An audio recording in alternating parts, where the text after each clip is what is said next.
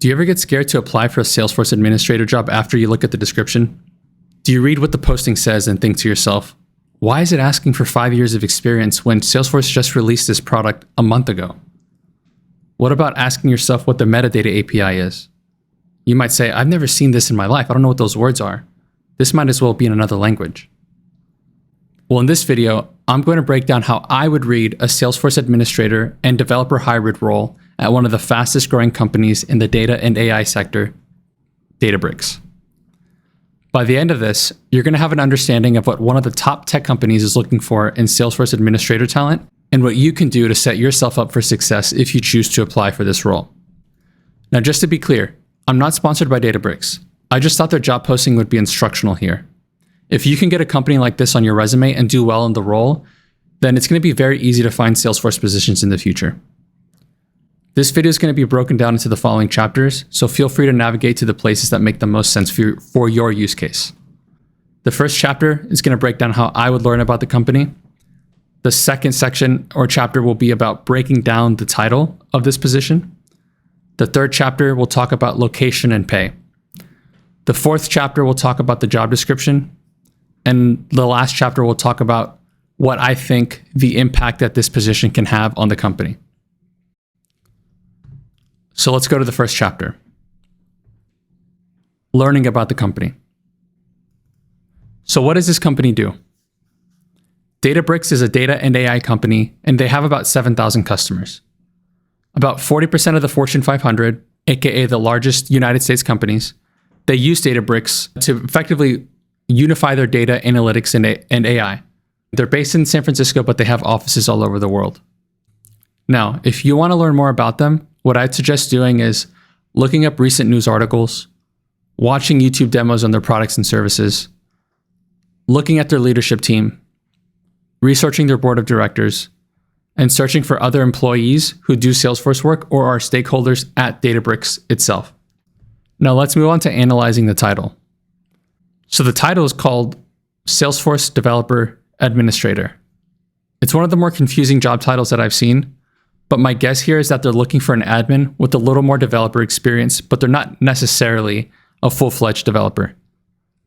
So if we were on a spectrum, the developer administrator would be a little more technical than just the admin. I did a little more research and I found that Databricks is hiring for multiple Salesforce positions. They're hiring for a lead Salesforce engineer. They're hiring for a senior manager of business systems, specifically in Salesforce in India. And they're hiring for a senior Salesforce developer based out of India. Reading other job postings for the same team is a goldmine here because it effectively gives you more information about the needs of the team that you'd be applying for. I recommend that you read them after we break down the Salesforce Admin dev role here. If you're watching this video and the job postings are no longer available, you can find a link to the text of the other job postings on the Some Magic Nuggets article on this topic by clicking the link in the description below. Now let's talk about location. So they blast us with a lot of locations here, but they also mention that they're open to remote roles. They all look remote to just the United States though, since I saw that the other job postings mention other places outside the United States that they're hiring for, like India specifically. Let's talk about pay. So the job posting doesn't mention salary here, but I'm going to show you a way that you can come up with a rough estimation of how much they pay. For tech companies like Databricks, you can almost certainly find out how much software engineers get paid by going to a website like levels.fyi. So if I go to this website and I search Databricks, I'm going to find the average compensation by level here. L3s, aka entry-level engineers, they make on average about $215,000 in total compensation. L6s, which they're known as staff engineers, so 3 rungs above an entry-level engineer, they make a whopping $758,000. These numbers are so high, but I don't think that's how much the role is going to pay. But based on how much money the company is shelling out for engineers, I wouldn't be surprised to guess that Databricks pays pretty well for Salesforce talent. All right, now to break down what they're actually looking for in this position. 3+ of experience with Salesforce administration. Have you worked as a Salesforce administrator in some capacity for 3 years? If I'm the hiring manager for Databricks, I would probably make an exception if they were hiring for a Salesforce administrator at a startup, or from a startup, or they're hiring from a company that's similar to Databricks, like a data and AI company, or a search company, or a company that has some sort of software as a service selling motion that's similar to Databricks.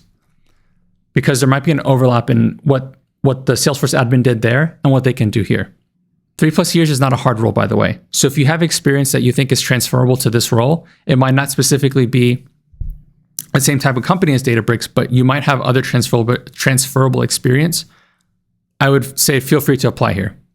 The next one is experience with the lifecycle development, including Salesforce deployment and packaging, using the metadata API, change sets, and code coverage. What's the metadata API here? So it's basically how developers can move metadata. Think of things like Apex code or configuration like flows, process builder, and workflow rules. It's basically how developers can move this information between Salesforce orgs. So they're faster than change sets, that's for sure. But if you don't know what a change set is, then you probably are just starting out as a Salesforce admin. And I would think of it as a way to send customization from one org to another. And it's a pretty clunky way of doing it, in my opinion. I would argue that it's one of the first things that you should learn about when you're starting Salesforce Administrator stuff, but it's not the only thing that you should learn with respect to how to deploy metadata between one sandbox to another. So my recommendation is to learn about ways that you can improve upon change sets if that's what Databricks is using. But I highly doubt that Databricks is using change sets to deploy their stuff to production. The last bullet point on the what they're looking for portion of the job description, it asks for experience with Copado here. So my hunch is that they're going to be using this as their DevOps and change management tool for Salesforce. Or at least right now, at the time of this job posting, they might be on a trial run with it. All right, moving on to code coverage. What does code coverage have to do with the Salesforce admin work? Did you know that you need a minimum code coverage in order to deploy code to production? They probably want you to know that here since they're calling it out in the job description. All right, this next one's going to be kind of a bulky job description sentence. Hands-on experience configuring flows, validations, Salesforce portal, aka the community portal, Salesforce CPQ, Service Console, Lightning Pages, SOQL, REST APIs, and data loads. So here we can get a little bit of insight on the shape of their Salesforce org, just from this one sentence. With flows, validation roles, and data loads, that just sounds like standard administrator stuff, so I'm not too worried about that. And at the time of this recording, flows are, from a Salesforce perspective, from their messaging, are what you should be learning. And not process builders, because they're eventually going to decommission that or they're going to stop servicing it. Validation rules are pretty standard with respect to enforcing adherence to some certain data standard that your company wants to impose. With data loads, you're likely going to get these requests from your stakeholders to either insert or update or delete records. And you should have a pretty good ability to go back and forth with the stakeholder who's requesting for these data loads, because if you see something like where the data is not clean, or if you have clarifying questions about the data, it's going to be a good skill set to have in having this back and forth with a stakeholder. So that's something that I would call out with the hands-on experience with data loads. Now let's move on to Salesforce portal and communities. So just a quick note about this. The Salesforce portal or the communities is kind of marketed as a low-code way to build the portal for people like Databricks' customers, for example, to interact with the company. Also, reading this lets me know that they may not have updated the job description recently, because communities was recently named to Experience Cloud.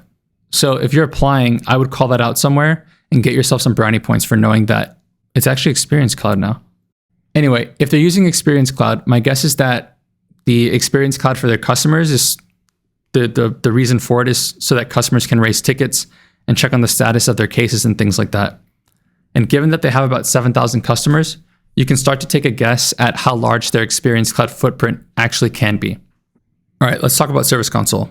So for those who don't know, Service Console is a standard Lightning Console app that's there for service reps to do things like manage cases, see customer data all at once, and keep up on just the detail of the customer. So like, what's the history of their case and what are the notes on the case and things like that.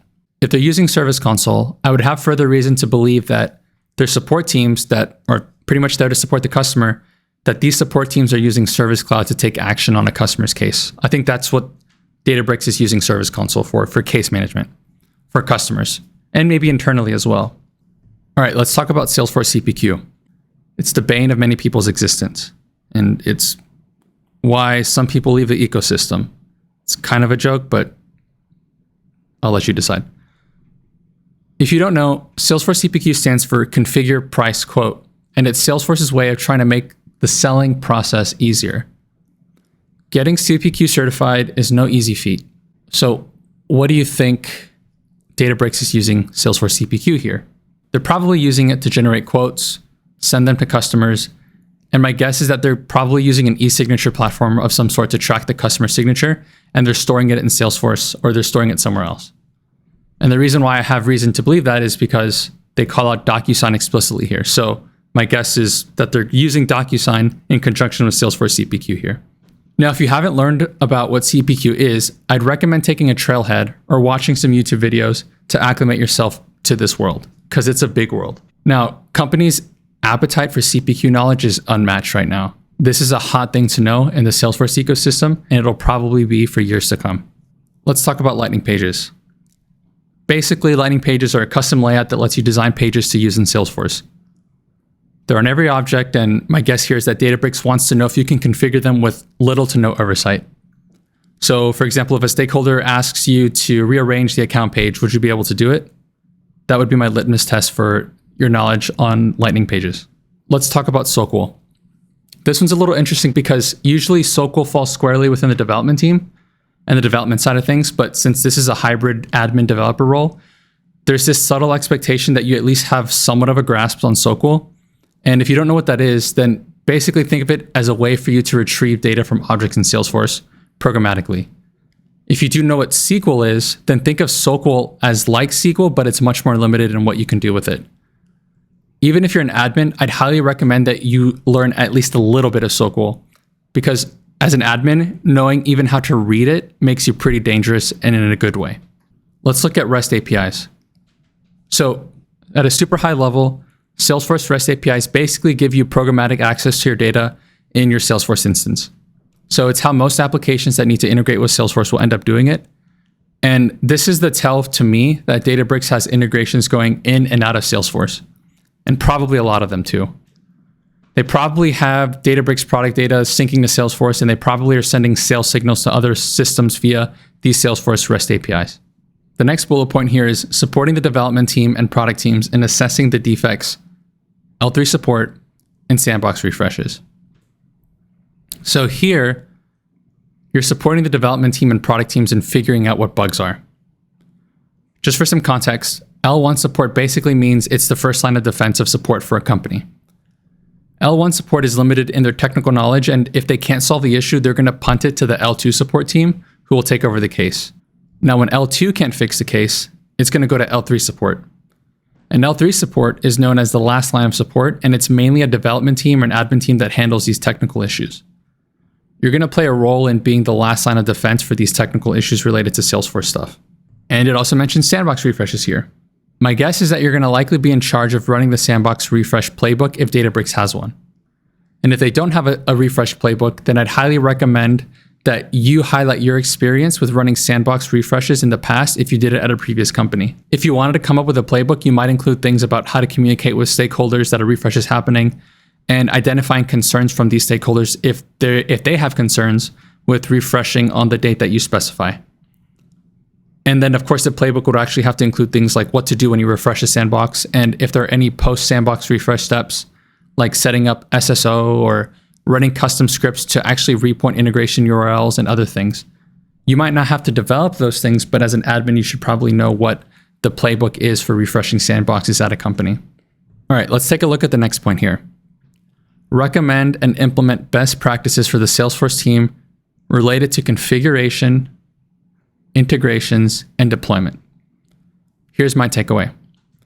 When you're recommending best practices for the job, it signals to me that you're not going to be in a passive role, and the team's going to likely give you a fair amount of autonomy to make choices that you think is best for the Salesforce org and also best for the company.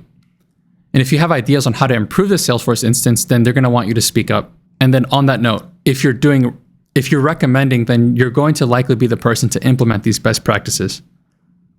Jeff Nestler wrote a post on Salesforce Ben, and it's titled Salesforce Best Practices for Admins, Do's and Don'ts. I'd recommend having these best practices in your back pocket when moving to any new Salesforce org. It covers best practices around things like system performance, general system administration, change management, troubleshooting, and other things. Going over that article will cover the configuration word in this bullet point. Now, with respect to integrations, I personally wouldn't expect for you to know all the Salesforce integration patterns, because Salesforce has a page titled Integration Patterns and Practices. that I'd recommend that you skim if you're an admin, but by no means am I truly expecting you as an admin to know integration patterns like at the back of your head here. Lastly, when they talk about deployment best practices, they're just basically asking for your thoughts are on how to improve the deployment process at Databricks. So if you have prior knowledge from previous companies or previous platforms, it's worthwhile taking that knowledge and vocalizing it at Databricks. Let's look at this bullet point. Experience managing third-party app exchange products like FinancialForce and DocuSign. Let's talk about the third-party app exchange products phrase there. App exchange is a marketplace where you can buy solutions to your problems effectively. They have things like apps, components, and you can even buy consulting services from there as well. So FinancialForce and DocuSign, both of them are products mentioned here. They're on the app exchange, but the question you should be asking yourself is, why is Databricks using these two products? Let's take a look at FinancialForce first here.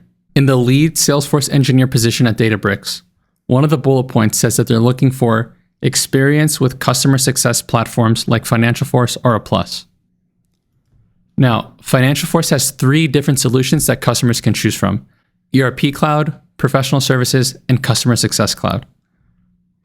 We basically just unlocked a piece of the Databricks Salesforce implementation puzzle because I feel pretty confident in saying that they're using Customer Success Cloud here in their Salesforce implementation. Now, what is this kind of software responsible for? Software like this is going to track when it's worth reaching out to the customer.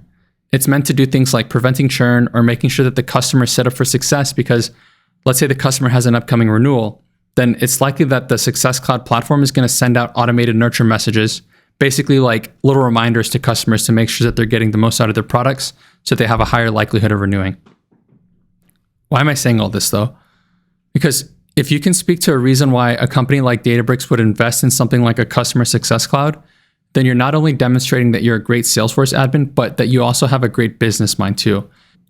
All right, let's talk a little bit about DocuSign here. If you don't know, DocuSign is an e-signature platform that helps customers send and sign documents from pretty much anywhere. It's worth asking ourselves why Databricks would want to use them in the first place though. Did you know that DocuSign also has a Salesforce integration, and that integration pretty much allows people to prepare and sign documents, and then they can integrate them with both Salesforce and Slack?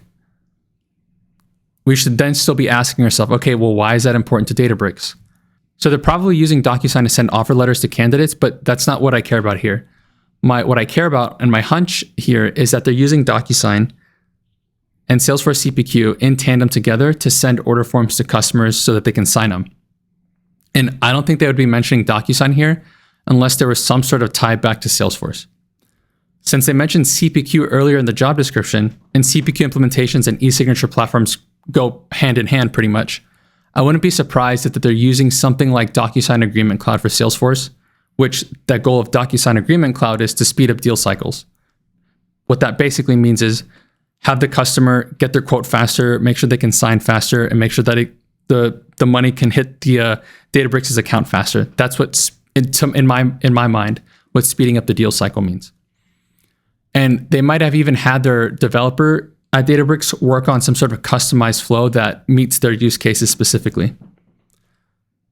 And if you don't know about DocuSign, I wouldn't worry too much.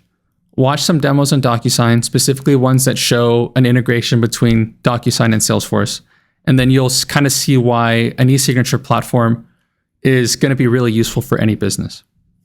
All right, let's talk about this last bullet point. Experience with source control tools such as GitHub, Jenkins, Copado, Sour, and oversee the deployment lifecycle for Salesforce. Let's talk about GitHub. I would think of GitHub in the context of Salesforce as a Git repository that can help Salesforce professionals manage their code base and then track changes to it as well. There are so many resources on how to get set up with Git and GitHub, but what I'd recommend that you do is to start with Trailhead's Git and GitHub Basics if you've never come across this word before. If you're an admin, so what's GitHub? In the context of Salesforce, I would think of GitHub as this cloud-based Git repository that can help Salesforce professionals manage their code base and track changes to it. There are a ton of resources on how to get set up with GitHub, but my recommendation is for you to start watching Trailhead's Git and GitHub Basics if you've never come across this word before. All right, let's look at Jenkins. if you're an admin and you've used Jenkins before, then I would talk about this with the recruiter and with the hiring manager. Not every admin gets this experience, and it can be a huge differentiator. Then you might be asking, okay, I've never seen the word Jenkins before, so what does that mean to me? Well, basically, historically, Jenkins can help enable this phrase called continuous integration with Salesforce development. And to me, that means that if you use Jenkins, devs and admins can basically integrate code into a shared repository, likely on GitHub, which I mentioned before, sometimes like several times a day. So imagine this scenario.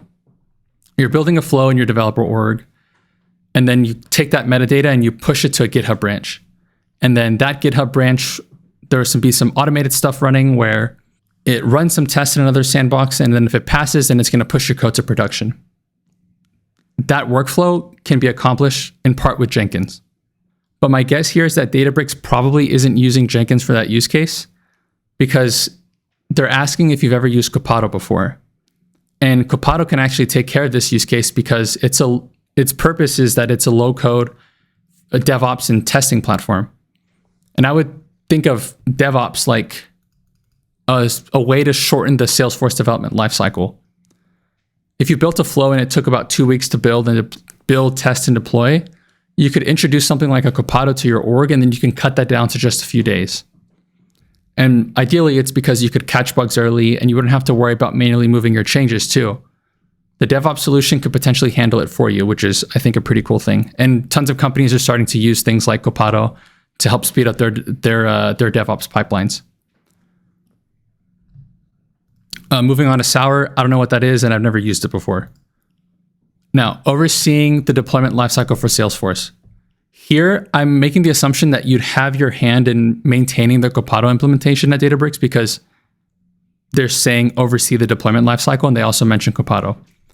And if you haven't used Copado before, like any DevOps platforms like it, I wouldn't particularly worry about it too much because Databricks likely has documentation and trainings to help set you up for success on it. And in addition, Copado likely also does have trainings from within their portals to help you as well.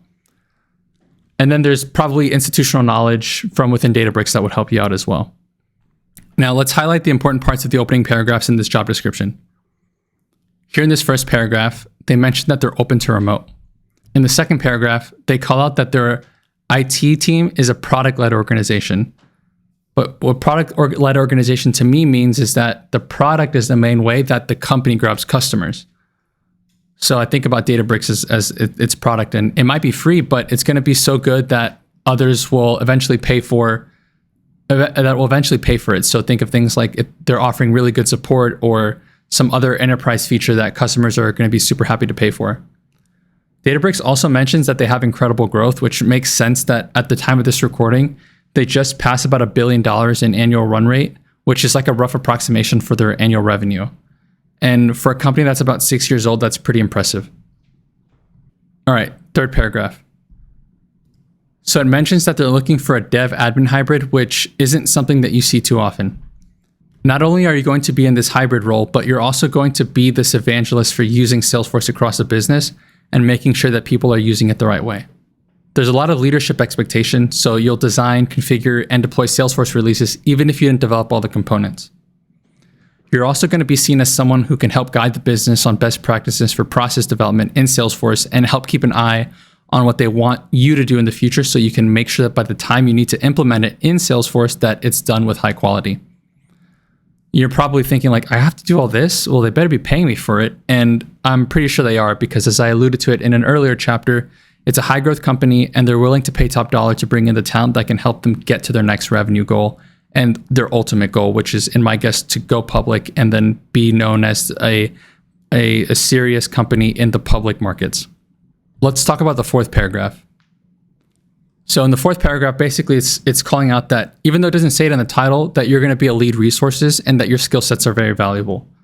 You're not just an admin, but you're going to be seen as a business partner as well. And that you can help steer the company towards a better use of the Salesforce platform.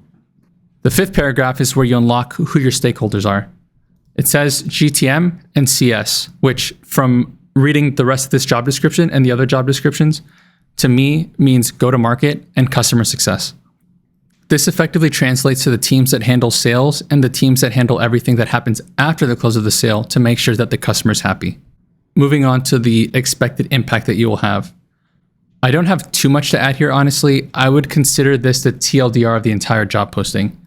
You're going to build core platform functionality. You're going to be the lead for the business, and you're going to play an analytical role and quickly and thoroughly. Well, I'm pretty much reading the impact, but basically at a high level, I wouldn't think of yourself as just an admin who's there to push buttons and just take orders without thinking about them. I would really view yourself as someone who's there to partner with the business and take the expertise that you've had over the years as a Salesforce administrator in previous places, and you're going to really put that to use here, because every change that you implement and every best practice that you implement is going to pay huge dividends for the team and the company at large. So I would view this as a high impact role. High impact role can sometimes be a bit stressful that word might be a bit stressful to people, but I would actually view this as a huge opportunity for you to grow your Salesforce career, because places like this can really, really give you a condensed amount of experience in just a short period of time. I've seen this time in and time again with these high growth startups. There's so much going on and things change so often that it really, really does own your Salesforce skills. And it makes other companies that are a bit more mature seem like a walk in the park. And that's just my humble opinion, but that's why I liked covering a position like this, is because I wanted to give you a breakthrough of what the job description is looking for and what the archetype of the company is, so that you can look for companies either like this, companies specifically Databricks, or other companies with a similar profile, and leverage your experience to help make those companies better. Thanks for watching this. If you liked the video and want me to do more breakdowns like this in the future, give this video a like and subscribe to the channel. It lets me know that you value this content and that I should keep doing more of it. Thank you.